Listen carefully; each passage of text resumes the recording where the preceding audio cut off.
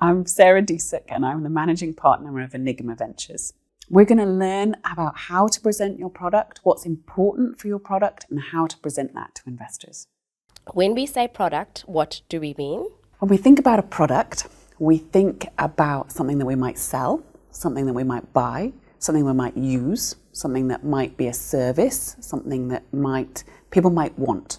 A product typically is tangible, but it could also be intangible, and that could be a piece of tech. When we're pitching for funding, when do we bring up product? So the product is really the star of the show when you pitch to an investor, and it's usually the first thing that you start to tell us about. Maybe after you've told us what the problem that you're solving is, you're going to tell us, and this is my solution to that problem. So the problem is the starting point, the product is your solution, and you're going to tell us how you're solving your problem with your product. What is meant when an investor asks about a prototype? A prototype might be another way of saying, what's your minimum viable product? So your MVP. So it could be the basic version of what you are imagining. And often when we think about designing and building a product, we're often thinking we have to create the perfect version of what we can imagine right out of the gate. And the reality is we don't. We often just need a prototype, or we need the first beta version of what you can imagine. And that could be, if you're building tech, it could be a manual version of what you're hoping to eventually becomes an automated version of what you can imagine. If you're imagining a hard real-life product, it could be a very simplified basic version of that product. So I like to think about minimum viable product or a prototype as being your beta version, your first version, your test.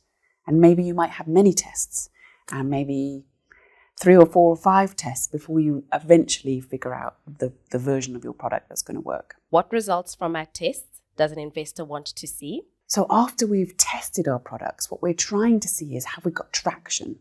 We're trying to see, do my customers want my product? And what we might find is customers may want a product, but they might not want to pay what you are wanting the customer to pay. So we might have to make adaptations to our product, and that might be our business model around our product. It could be the way we sell our product. It could be the way we market our product. So what we're trying to learn is how is the customer responding to the product, and what changes and what adaptations do we need to make in order for the product to be a success. What is the most helpful way to show that my product can help grow my business?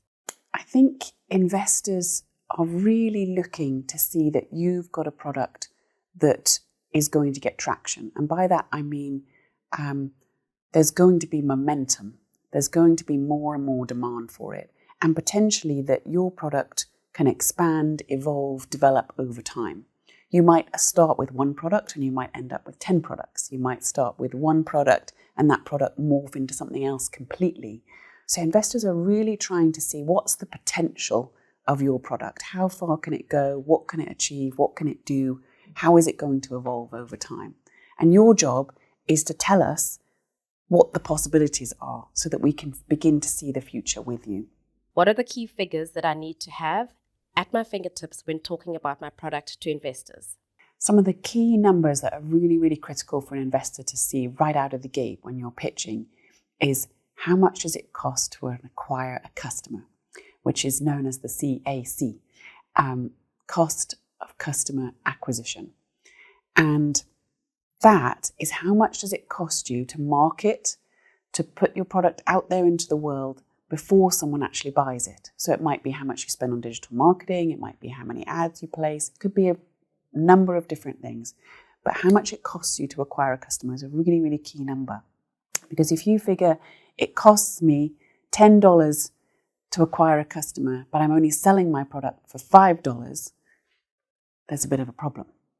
Either your product's not priced right, or it's too difficult to scale the growth of your product. So some of these numbers are really critical. That's one. Another one is lifetime value of your customer, what we call your LTV, lifetime value. And lifetime value is, when someone has bought something with you, how long do they stay with you? Do they buy from you again? Do they become a repeat customer, or is this a one-time purchase only? So what's the value of the customer to you? Say if you've got a $5 product, again, how many times do they buy that $5 product? Do they buy that product every month on a subscription? Do they buy it once a year? Do they buy it 5 times a year and spend $50 with you over the course of the year? What's the value of a single customer to you? Those two are really, really important metrics. And the third thing to think about is your margin. So indicating to investors what your revenue is, the number you can sell something at, and the profit you can make with the difference between what it costs you to make that product. So margin becomes a really, really interesting metric also. When is it a good time to talk about additional or new products? I think it's a great time to talk about additional or new products when you've got someone on the hook. So it always scares investors if you start spouting a gazillion ideas at them when you haven't really landed your first idea. So try and hone in your enthusiasm for being wild and creative with all the things you could do before you've demonstrated what you actually can do with one product. So make one thing work. It's great to say you've got other ideas for other things to follow on and expand, but executing is really, really the heart of what investors need to see. How do I describe our team's ability to design our product to an investor? I think demonstrating that you've got an incredible team around you that have potential is really, really the final piece of the puzzle when you're pitching an investor. Telling us who your team are, telling us what they're capable of, and what you are capable of executing on is the magic cherry on the cake, because ultimately, everybody can have great ideas. Not everybody can execute on those ideas. And demonstrating that you've got a team who can execute, who can actually make things happen is gold dust. Is there anything burning we should know about product in relation to funding? I think people often think that product is more critical than it actually is. I actually think an average product that's executed well and sales driven for that average product is actually much more important than a innovative, we've never seen this before, this is world-changing product. And I think it's really easy to get hung up on the idea that you have to have some original idea that no one's ever thought about, no one's ever created, no one's ever made before, when you really don't. You just need to be able to take something good and perform and execute what you've got to the best of your ability and see it take shape in the market and get traction and make things happen and start to build around what you've got, because you can always improve a product. You can always make something better. But it's really hard to take something that's perfect. And if you can't sell that thing, even if it's the most innovative, the best thing that we all need on the universe, and you can't sell it and you can't get us to buy into it, that is a defunct product.